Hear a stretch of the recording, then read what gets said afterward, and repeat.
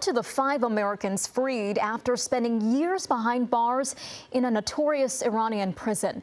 The group, along with the family members of 2 of the former prisoners who had been blocked from leaving Iran, landing on American soil earlier this morning, met with hugs from loved ones. ABC's Ike Ajachi is in Washington with the latest. It was a moment once thought unimaginable. And this is the real hero of this story. 5 Americans held as prisoners in Iran for years, finally back on U.S. soil, seeing their families for the first time in a while. The mother of 1 prisoner and the wife of another also allowed to leave the country.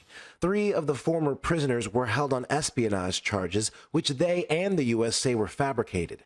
Executive Samak Namazi held for 8 years, greeted by loved ones. Surviving 8 years of brutal treatment, but never losing hope. Conservationist Murad Tabaz and businessman Ahmad Sargi, both arrested in 2018, warmly embraced by their family members.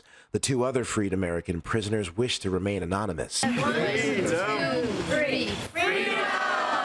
In exchange for that freedom, the Biden administration granting clemency to 5 Iranians held in the U.S. and unfreezing $6 billion in Iranian oil revenue tied up by U.S. sanctions. The Biden administration celebrating the prisoner swap. The White House spokesperson John Kirby telling George Stephanopoulos this deal did not change the relationship between the U.S. and Iran. This was about getting our Americans home. It was not about trying to ping it to the nuclear deal or to ping it to other behavior by Iran.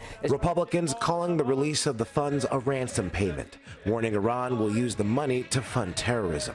Any reasonable person would conclude that Tehran is going to learn from this lesson that there is incentive to taking more Americans wrongfully. The Biden administration insists that the unfrozen funds will only be used for humanitarian purposes, going on to say that U.S. officials will approve every Iranian withdrawal.